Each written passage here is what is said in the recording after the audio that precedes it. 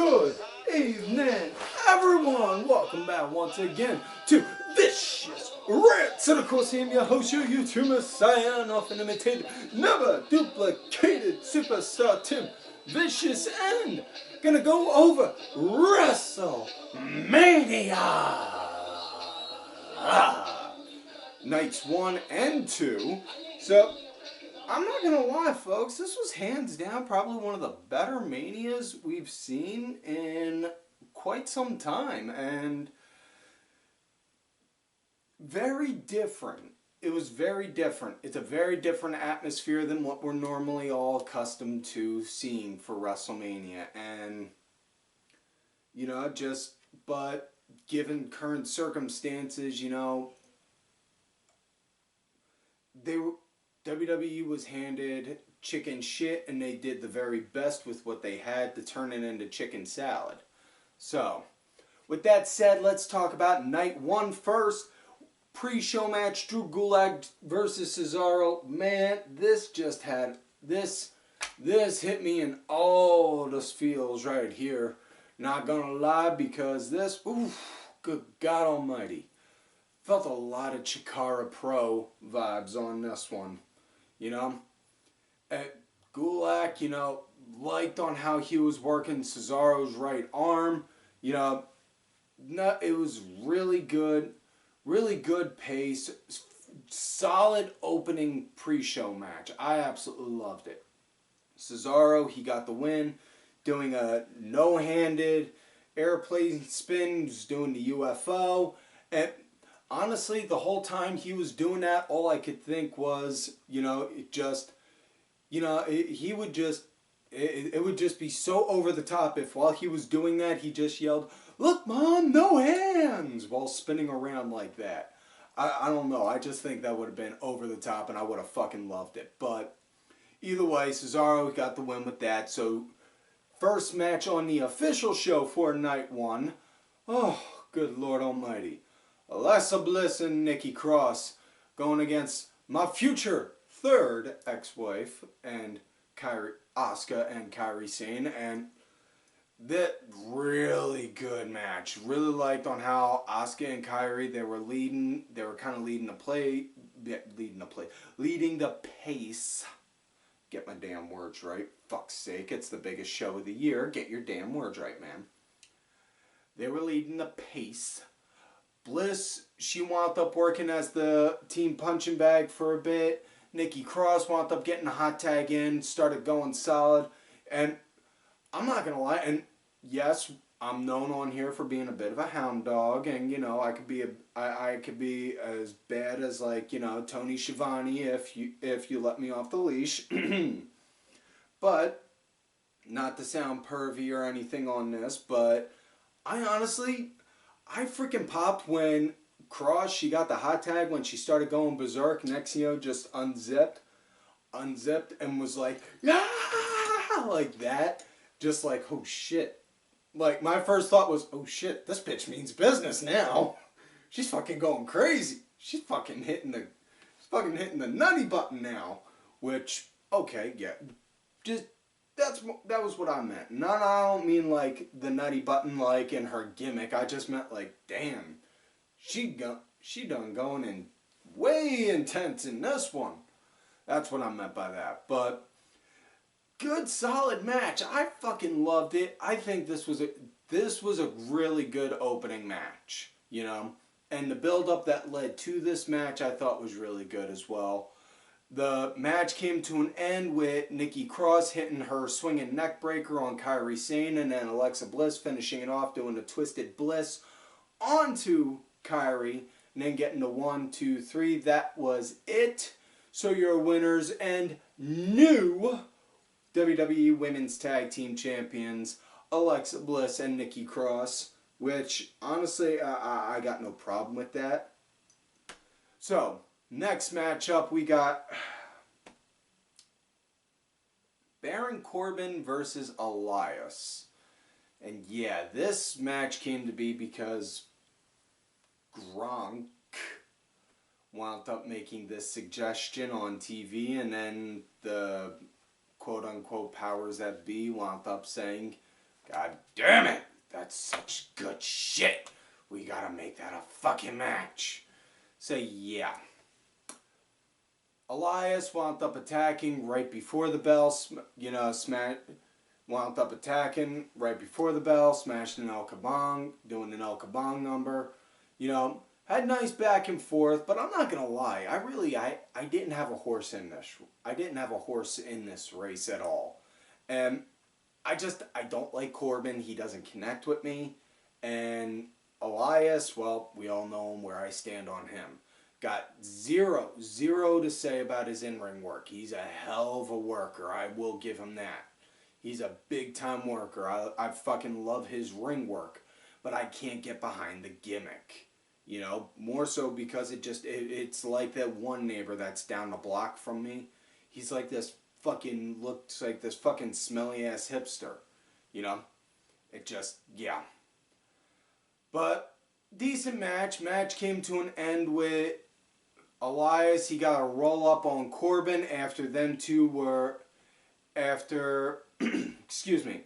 Elias got the win on a roll-up after Corbin was arguing with the ref on how he was so close to the ropes, his one foot was up on the rope, and ref was making the argument saying, hey, your foot's on the rope. And Corbin, to his credit, was making legitimate arguments saying, hey, I'm a big guy, I'm a tall guy, I'm a big fucking dude, and I'm in that short space. What the fuck do you expect? I'm gonna stretch out like that.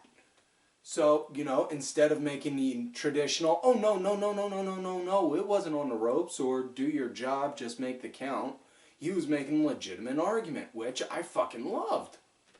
So yeah. Next up we come to Shayna Baszler versus Becky Lynch, and this was a good match. Shayna real aggressive right at the start, nice solid back and forth with it, and I dug this match. I honest to goodness did. It showed Shayna's aggressive side in a very good way. Personally, I would like to see more of Shayna become more of a character, but I'm not going to sit here for 15, 20 odd minutes complaining about that. You want to hear that? Go over and listen to someone else's shit. Preferably after you're done listening to this shit, but either way. Shayna, really dug the aggressiveness that she had. I thought it was really good, What I absolutely loved, though, with that aggressiveness was on how Becky, she would fight back. And as much as Becky was fighting back, Shayna had an answer for every last thing Becky was doing. And it came off that way. Like, okay, yeah, Shayna's going to get in 3 shots. For every 3 shots, Becky's getting 1, maybe 2. But after those, then Shayna's just like, boom, counter, and start hitting again, which, again, I just fucking loved it. Match came to an end with Becky Lynch getting the pin. She did a roll-up on Shayna as Shayna had the Karabuta clutch on her. Becky, she started to drop down and then flipped herself over.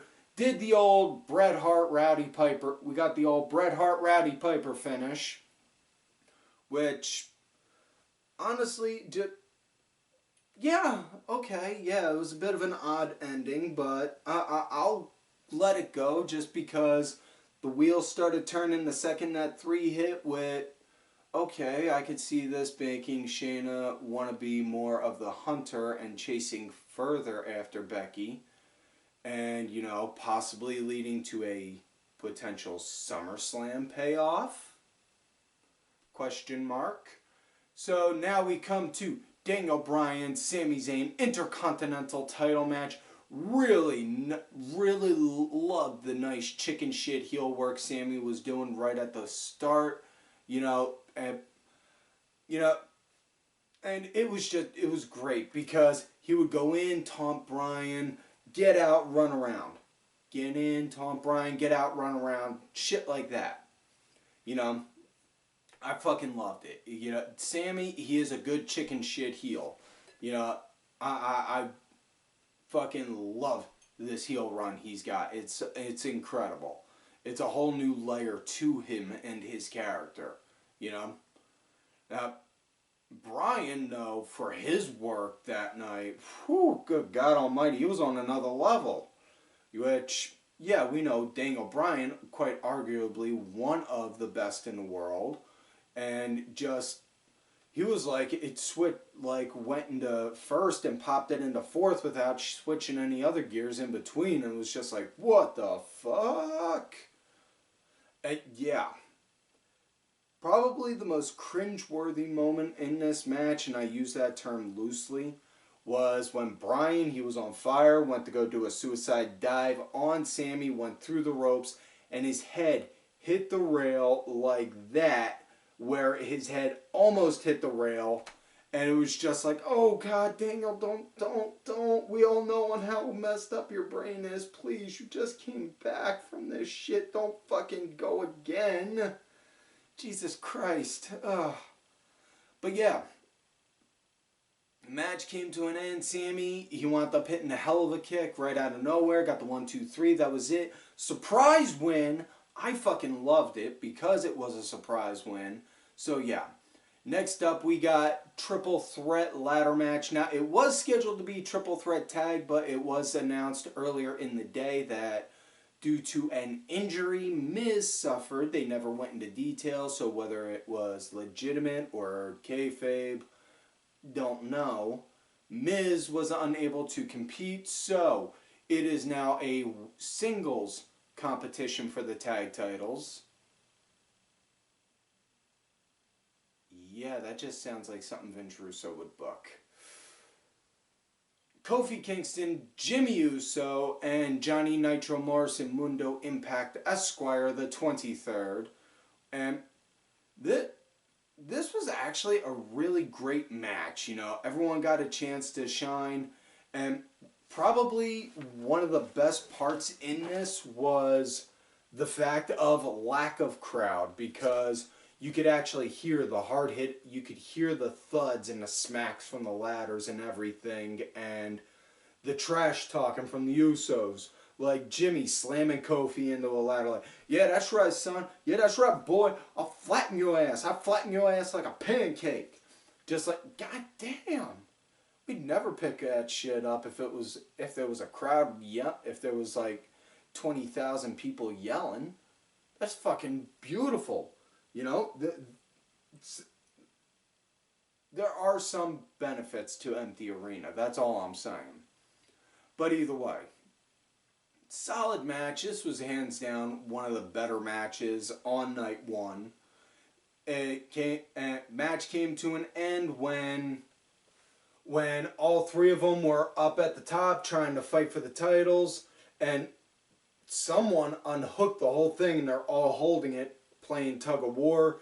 It ends with Johnny, insert last name here, pulling the titles off, falling down, crashing onto a ladder, and the ref saying, he's got the titles, he's the winner, ring the bell. So I give them an A+ on this because that was a different kind of finish.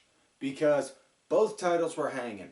You know, normally you see somebody go and reach for the thing to say, yeah, they got them. This time it was, okay, they all got it, and it had to end with somebody pulling the titles off to say, no, they're mine, I'm holding on to it. So that's why I'm saying that. Excuse me. Seth versus Kevin Owens is the next match, which Seth, again, man, you want to say you're the Messiah, take it from another Messiah, take it from another Messiah's perspective.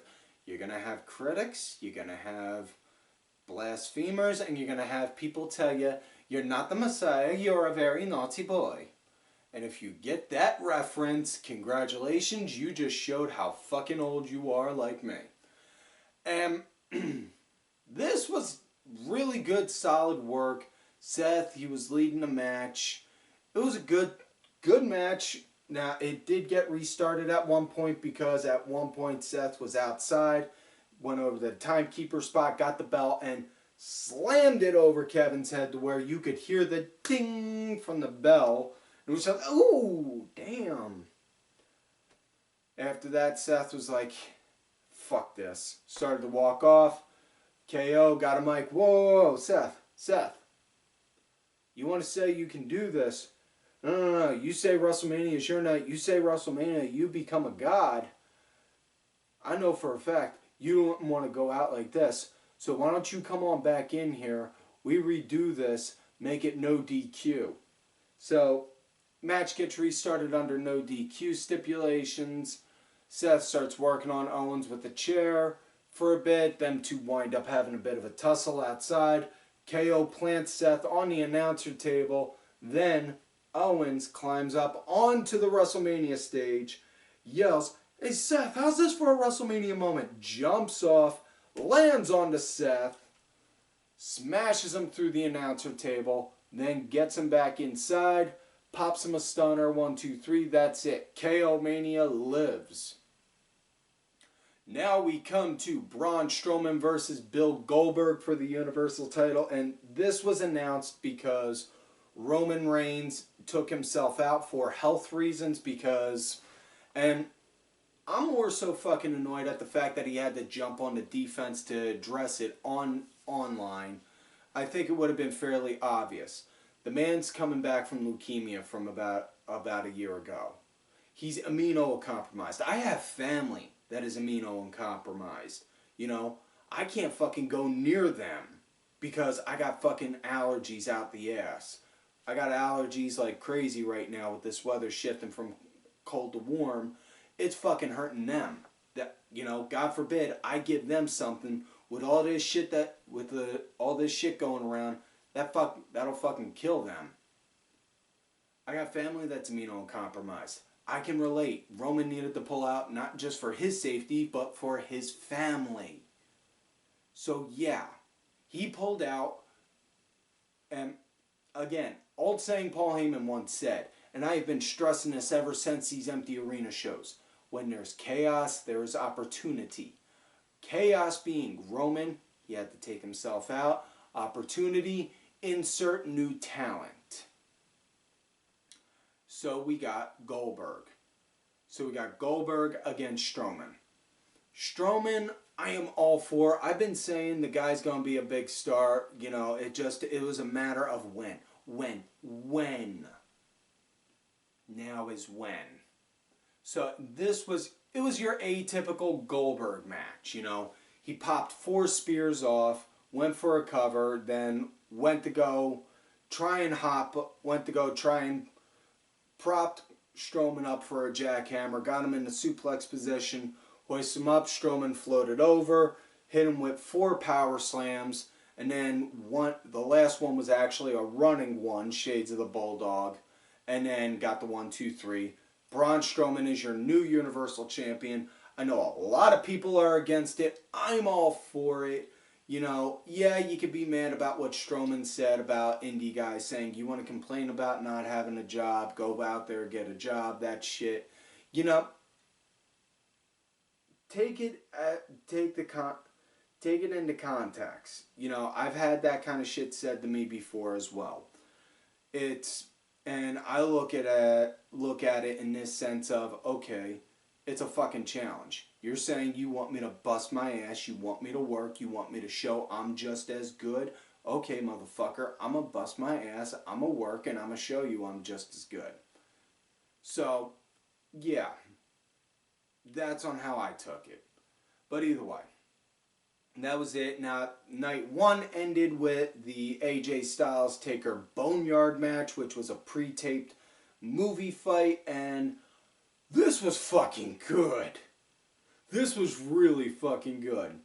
Now, a lot of people were comparing it to Matt Hardy's Ultimate Deletion with, you know, and I'm just like, the fuck, guys, fucking quit complaining about this shit. Taker did pre-taped fights millions of times. Did them before. Did you forget the Boiler Room Brawl? Seriously? But yeah, solid fight. I dug the shit out of it. It was a very cinematic work. Highly recommend you go out there after you're done this show, or even pause this right now, and now that you're back and have seen it, You see what I mean on how good it is. Now at night 2, pre-show match was Natayla versus Liv. It was pretty good. Natty was leading right up until the end, which it was Liv Morgan got the win when she wound up winning when both girls were rolling around back and forth, fighting for leadership over a roll-up tussle, basically, as I called it. But now we go to the main show for night 2, Charlotte Flair versus Rhea Ripley. First off, major props to Rhea for coming out dressed up in Vegeta-like gear from Dragon Ball. Way cool on that. But that really good, solid match. Really like on how Charlotte was working on Rhea's knee. It was good back and forth. I thought it was solid. I thought it was really good. Good storytelling right here. And Charlotte, she got the win doing the figure 8. So now, yeah, Charlotte is NXT bound, which I'm all for because here's the thing. You know, yes, NXT has amazing talent. But you get somebody who's an established, tippy top tier talent working with good established talent. That's going to make that established talent shine even bigger. You know, now if you guys want to go and sit there and complain saying, you know, oh, well, they're just giving it to her because she's Rick's daughter or because she's this or that or and all that jazz. You know what? Fuck you guys. Seriously, you're under no obligation to watch this show. If you don't like the show, guess what? You can pick up the remote and change the goddamn channel.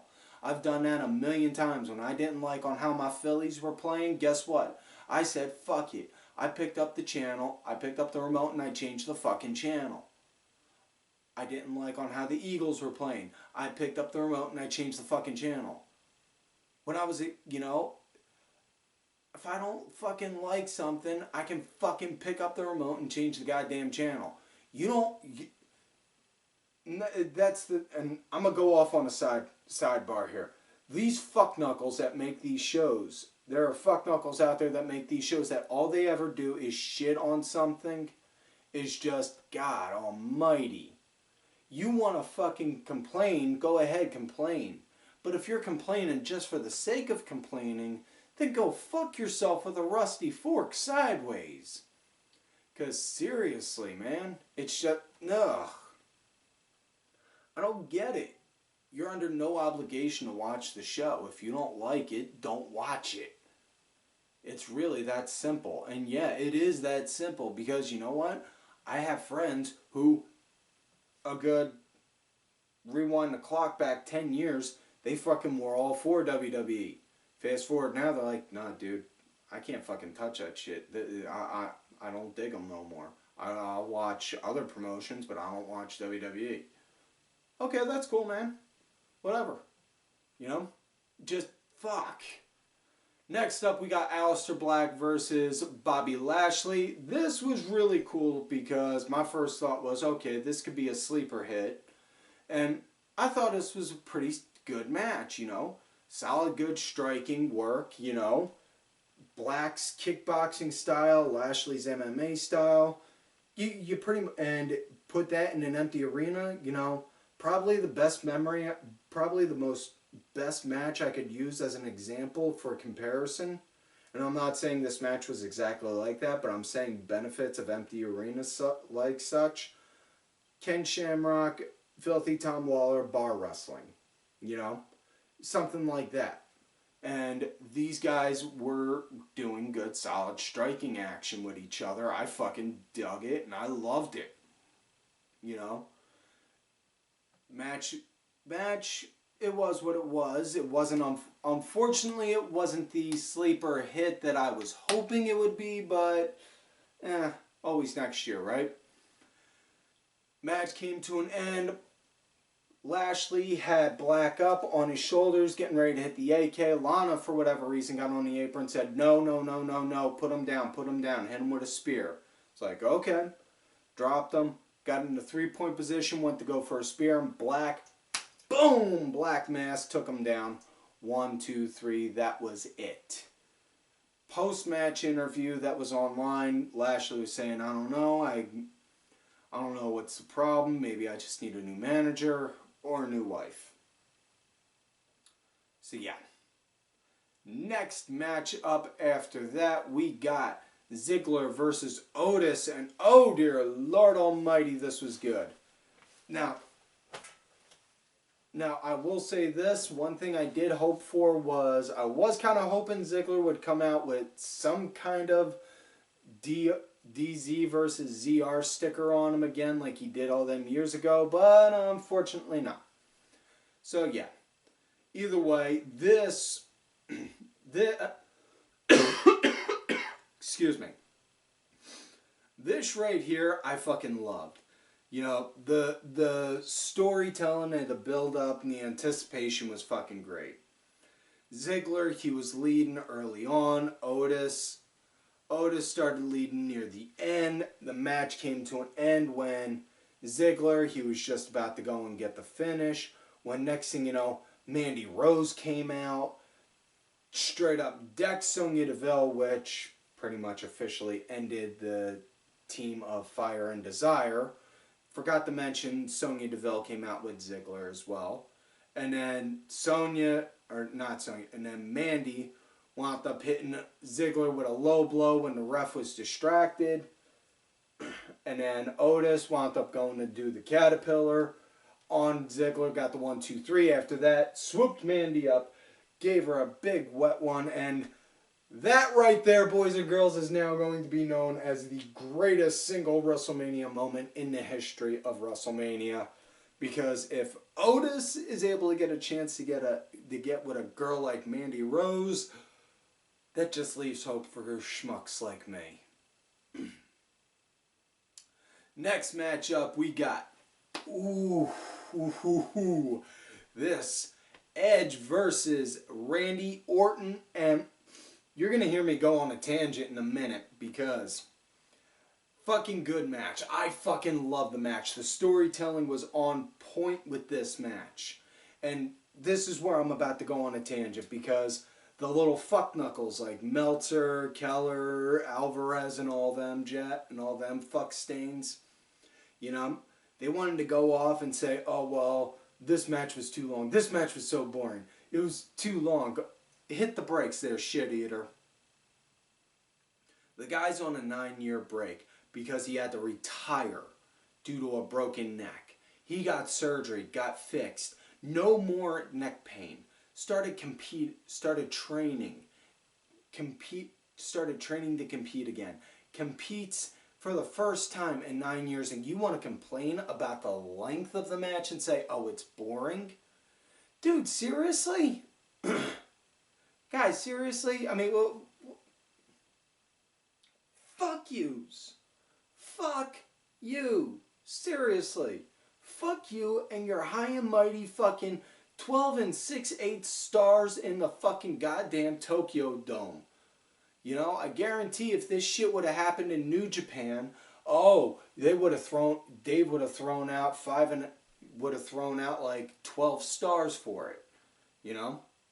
But God forbid it's the one company he doesn't like.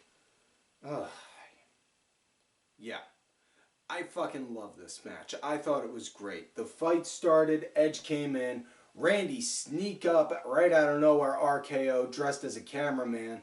The fight goes on all through the Performance Center, which, not gonna lie, the little bit of the fan in me was like, oh wow, in between this fight we're getting a small little tour of the center, which I thought was kind of cool. And the one thing Edge did that I thought was really kind of cool and innovative, in the little board meeting room, there was these lights and these little chain link fence things right next to the lights. Edge climbed onto the cage, onto them little chain link part like Spider-Man, and then boom, let go to do an elbow drop right onto Randy, which I thought was fucking cool. That was just like, that took back memories to me when I was like 12 doing backyard wrestling shit in a cage. And I'm going to go into a side personal story. I try not too much, but that opened up floodgates of memories. 12 years old, grade school, there was in the schoolyard, there was this one caged in area about the size of a bedroom. And about the size of a bedroom. We all called it the cage. You know, all the kids called it the cage. We'd go in there and just do like, and we'd all do the backyard wrestling shit in there. I was doing my shit in there. I climbed up, got onto the roof, looked down, let go, and it was like a good, not that high, like maybe 12 feet. But for being like 14 years old, 80 pounds soaking wet, that felt like I was doing a free fall. Let go and did an elbow drop onto a dude. Broke two of the kid's ribs doing that, and thank God he didn't move, otherwise I would have shattered this elbow. But yeah, it was just fucking, I just thought that was just so fucking cool seeing Edge do that. That brought back those memories. And great match, hands down. I thought it was great. Match, it eventually came to an end. Them two, they were fighting on top of a production truck. Randy wound up getting 2 chairs, was going to hit Edge with a concerto, saying, I'm doing this because I love you, I'm doing this because I love your daughters, and all that jazz. And then Edge got up, put him in a choke, choked Randy out, and was like, just as the ref was counting, was like, no, you don't get the count yet. Wham! Slammed him with a one-man concerto, and then looked down and was like, now you can count. And then we got to the 10. So yeah, Edge won. Which, yeah. Next up, we got tag action. Austin Theory and Angel Garza against the Street Profits. They were leading right at the start. Dawkins was working as the punching bag for the first half of the match. And then it was Ford, which, okay, I'm not going to lie. As a tag team guy, I like seeing that. I like seeing the 2 different teams, the 2 different guys on the team be the bump takers. Not just have one person be in there, take all the bumps, and then have the other person come in, clean up house, and then finish the match. You know? Let both guys get a chance to fucking shine and show, hey, I can take an ass whooping, but I can also give it. But Street Profits, they came to an end. Ford wound up doing a splash on Austin Theory. And after post-match, Garza and Theory started to beat the shit out of him. Zelina Vega, which, whew, the outfit she had on that night, good God. She was slapping the taste out of Montez Ford's mouth. Next thing you know, out comes Bianca Belair, who makes the save. And then the following night on Raw, they do a rematch, and shades of night before, Zelina Vega goes out to go and hit again. Next thing you know, Bianca Belair comes out and says, I'm now the EST of Raw. So she's now working Monday nights, which I got no problem with, because now with Charlotte gone off of Raw, that now leaves Bianca for a new opportunity. Again, when there's chaos, there's opportunity. So, yeah. Bianca Belair's on there now. Next up, we got Fatal 5-Way Women's Action. Sasha, Lacey Evans, Tamina, Naomi, Bayley. Little to my surprise, fault of my own, I wasn't paying attention. It wound up getting made into an elimination Fatal 5-Way, which I was all for. You know, personally, I think all I think triple threats, 4-ways, 5-ways, 6-packs should be eliminations, because it gives more build-up and more of an idea of, okay, who's going to win. Now, everyone all rolled on Tamina right at the start. Everyone started working on her to try and take her out first. She was the first out. Naomi wound up getting taken out next. After that, it was a 2-on-1 beatdown on Lacey Evans. And then Sasha got taken out. And the way Sasha got taken out was pretty fucking good, because Lacey, as she was starting to build her comeback, she was getting ready to go and hit her right onto Bayley. And Bayley just like, nope.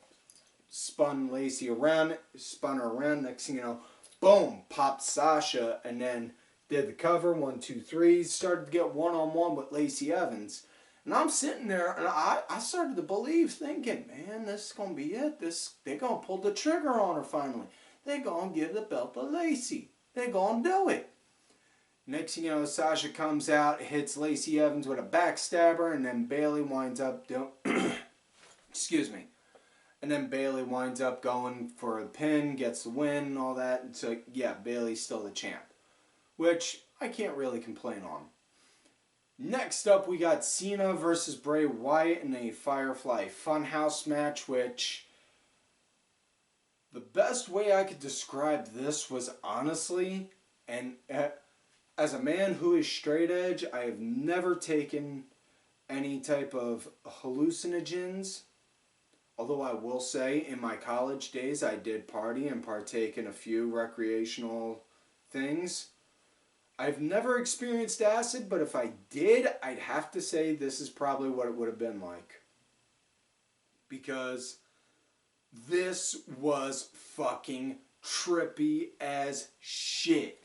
It highlighted all of John Cena's moments and accolades, and then weird, twisted, warped versions of it, and then just like, whoa. I got no other way to really describe it. Next up, we come to the main event of the night. Drew McIntyre, Brock Lesnar, one-on-one for the World Heavyweight Championship. Right from the start, really fast pace from Lesnar right at the start. Started hitting McIntyre with F5 after F5 after F5. Next thing you know, McIntyre getting up, popped off 4 claymores back to back to back to back to finally secure the win. And your winner and new WWE World Heavyweight Champion, Drew McIntyre. And not only that, he is the first Scottish-born United Kingdom champion, and also in the history books as being the only Scottish World Heavyweight Champion in TNA, Impact, and WWE. So you want something for history, there you go. That's something to put in the history books right there. So that is it for this week's show, folks. Thank you for taking all this time to talk to me. Wash your hands, wash your ass, watch some wrestling. Don't forget to like this video, subscribe to the channel, go back, watch some of the other episodes. Look for me on the Twitter at Tim Vicious. Also, on that Facebook gimmick, Tim Ash. If you're going to look for me on my Facebook gimmick, let me know you found me on there from here. Or my Facebook, or my Twitter at Tim Vicious. So I think I creeped on going. Big shout outs to my executive producer, Ollie Rewan Ben, who provided the music for this week's show. Y'all check it out. It's on iTunes, Spotify, and such. Details are down below.